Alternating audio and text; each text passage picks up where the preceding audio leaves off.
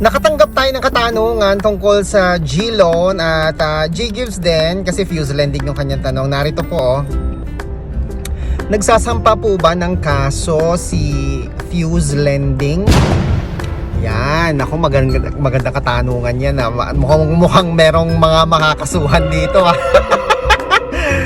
Shout out lahat na may mga utang, makinig po kayo mga kaibigan, lalo na may mga utang kay Fuse Lending sa pamamagitan po ng G-Loan at ng G-Gives.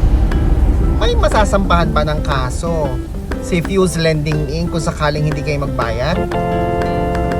Alam nyo mga kaibigan, unang-una wala namang nakukulong sa utang, no? May nakukulong po sa panloloko, yung mga estapa, yung mga ganyan pag-i-issue ng mga bounce check, yan yung mga may kulong talaga, no? Pero hindi rin naman agad makukulong mga kaibigan kasi may piyansa din yan, o kaya naman may settlement pa yan. Hindi po ako expert pero based sa aking naririnig, ang unang mangyayari dyan kapag kayo po ay pawala na diba? Ang mangyayari niyan, tatawagan muna kayo. Ipapasa yung account niyo sa collecting firm, no? Collecting firm o kaya sa kanilang team, ganyan. Tapos susulatan kayo, tatawagan kayo, kukontakin kayo, bibisitahin kayo sa inyong bahay, pupuntahan kayo sa inyong trabaho. Pero lahat ng communication na pwede nilang ma-extract, no? Gagawin po nila lahat ng effort na pwede nilang ma-infuse. Kaya nga sila Fuse Lending ma-infuse, gagawin po nila para ma-reach out po kayo. Gusto nilang makausap kayo, 'di ba? Ano na nangyari, ba't hindi kayo nagbabayad? So ano mangyayari, 'di ba? Syempre, meron kayong pinirmahang kontrata. 'Yun ang nakakatakot doon. Kung sa kumari mo nangutang ka, wala naman kayong kasunduan, wala kayong kasulatan, walang kahit ano, verbal lang.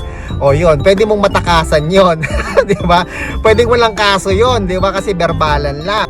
Eto mga kaibigan, may kontrata kayong inagrihan. Hindi nyo man po ito pinirmahan, pero sa pamamagitan po ng inyong OTP, no, at ng email nila sa inyo, nag-a-agree po kayo dito sa inyong agreement o kontrata. May pruweba po na kayo'y umuutang sa kanila at sila'y nagpahiram sa inyo ng pera at merong kasunduan, merong interest doon mga kaibigan.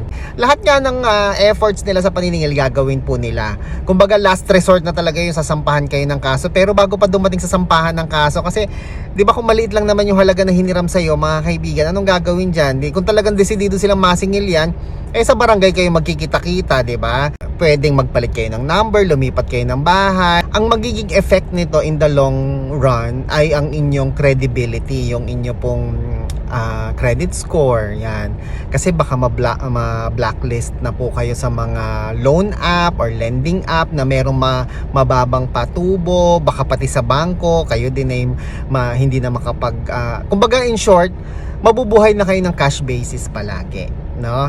So kung ang tanong mo may makakasuhan ba, pwedeng walang makasuhan, 'di ba? Ang daling magtago ang daling magpalit ng number, ang daling lumipat ng bahay, ang daling deadmahin ng lahat, 'di ba?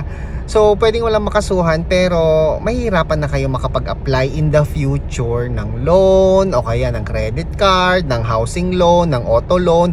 Mabubuhay na kayo sa cash basis palagi. So, nasulatan na ba kayo? Di ba? Hindi pa ba kayo nasusulatan? Hintay po kayo, masusulatan po kayo. At kung kayo yung masulatan man, makipag-usap po kayo sa kanila na hulug-hulugan nyo na lang yung inyong utang sa kanila. Okay ba yon? Ako po si Chico. Enjoy the rest of the day and God bless po.